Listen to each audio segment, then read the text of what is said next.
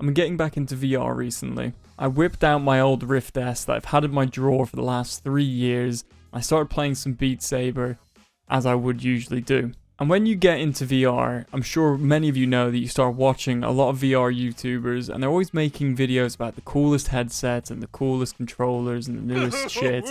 And I just wanted to see if I could get something different. I know that the Rift S is really old, so I needed an upgrade anyway. I wasn't sure whether to wait for the Quest Pro, which turned out to be 1,500 fucking pounds, so I didn't get that one. But that's when I heard about the Pico 4. I did a lot of investigating and I saw obviously the Quest 2 had a bit of competition, and that was the Pico 4 headset. But when you look at the specs from the Pico 4 versus the Quest 2, you realize that the Pico 4 is literally better in almost every single aspect than the Quest 2. So I got very curious, and looking for an upgrade, I also got anxious and I felt like I needed to get one. So of course, with my bank of £40, I decided to go into fat debt to buy one. Luckily for me, these are actually very cheap. I believe my one was around £400 and it was definitely worth it. So I actually didn't know this, but I actually got the headset on release day. I actually got it probably the day after, I think. It shipped out straight to my house from Curry's PC World. They just fucking threw it straight from their shop to me. And I must admit, when I got it, I was literally like a kid in Christmas again. So as you do, I unboxed it like a ferocious savage, and I got to playing. It's a bit wet out there, mate. So after my time playing with it for the last couple weeks, I've noticed a couple things that really stand out to me against this headset from the Rift S. Now I'm going to be comparing a lot of things to the Rift S because I didn't have a Quest 2, but I feel like this video will help you maybe if you're thinking about getting either the Quest or the Pico like I did. So I use this headset mainly as a PC VR headset. I stream from virtual desktop straight to my PC over Wi-Fi, and it works absolutely amazing. It genuinely feels like magic when I can just go all the way upstairs in my headset and play from my computer that is literally all the way downstairs. It is absolutely insane. It is very responsive, and honestly, the quality of the visuals is incredible. The Pico has a 4K display, which is actually 2K per eye, and is absolutely just gorgeous. It genuinely took me by surprise how much of an upgrade it really was. It looks amazing, and the FOV is also really good.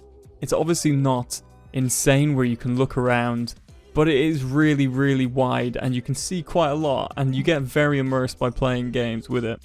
So one thing that you'll notice about the Pico 4 and its controllers is that specifically on the controllers, the tracking ring, instead of, as Oculus have done, put it around the top of the controller, it actually goes around your hand.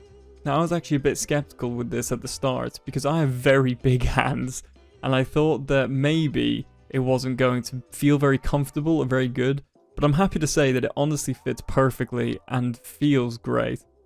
I've had some great experiences with the tracking on this headset. I think that it does really well with what it has, and it honestly is a bit worse than the Rift S, but that's because it is missing an additional camera, specifically on the top end of the headset, but you never really notice it, and tracking grey areas don't really exist. Obviously behind your back there are some, but that rarely is a problem in games. So with the tracking, I have noticed that sometimes it does glitch out a little bit. I think this is to do with the software of the actual headset itself.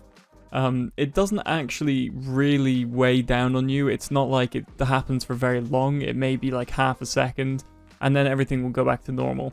You genuinely will barely even notice it, and if you do, you'll probably just forget about it within the next couple seconds, so it really doesn't even matter. I've been having an absolute blast with this headset. I've been playing a lot of Contractors, boogieing with robots from Star Wars Battlefront, and I've been absolutely adoring visiting my old childhood games that I used to play. I even played Crossfire from COD 4 and MW3. I used guns from Star Wars. I used guns from Call of Duty. It has honestly been an amazing experience. But with all good things, there's obviously some drawbacks. And there are some genuine problems with the Pico.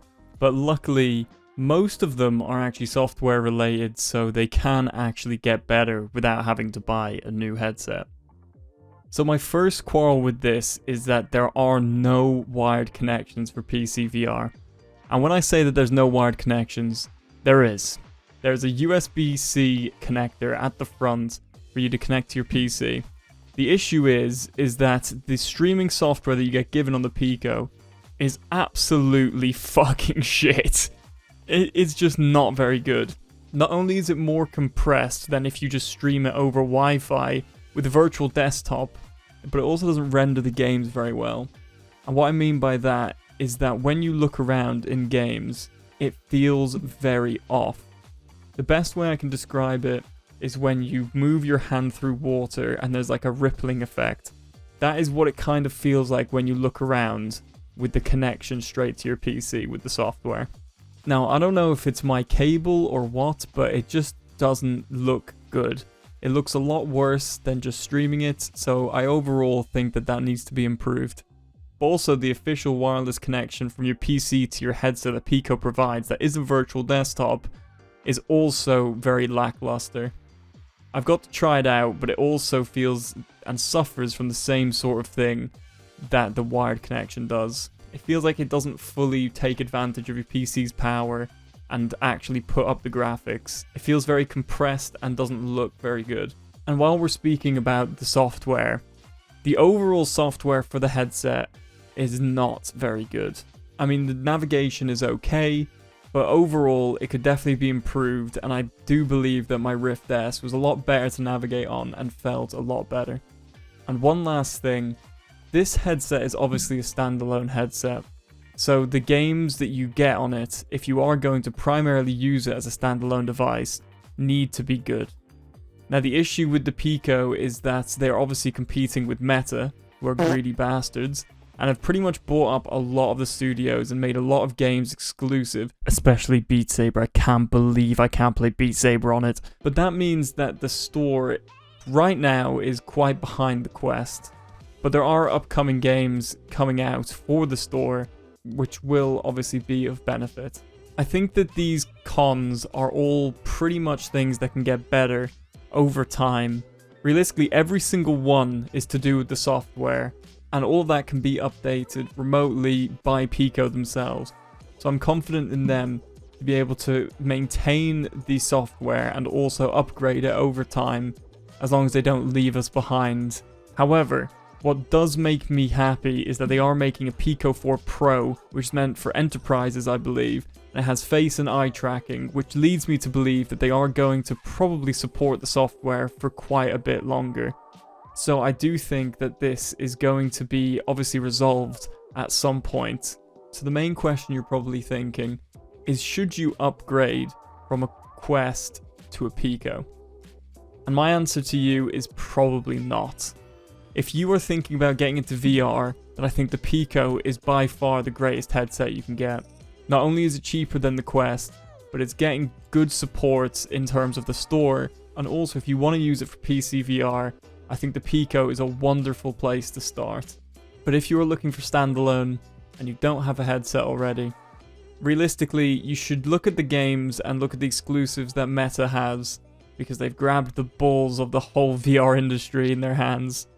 And you should make your decision based on the games, because realistically, the headsets are going to look quite good. And if you are a new person to VR, you will most likely find both of them to be reasonable and also great in visual clarity. Well, hopefully that helped you out just a little bit. I genuinely have been loving this fucking headset so much, and I'm planning on making VR content in the future. I have made some in the past, and I want to make more, but I don't have any friends, so rip. But yeah, if this video has been of any use to you, then let me know. Let me know what you think in the comments, or leave a like, whatever the hell you guys do nowadays. And yeah, if I don't see you again, then have a great life. Bye bye.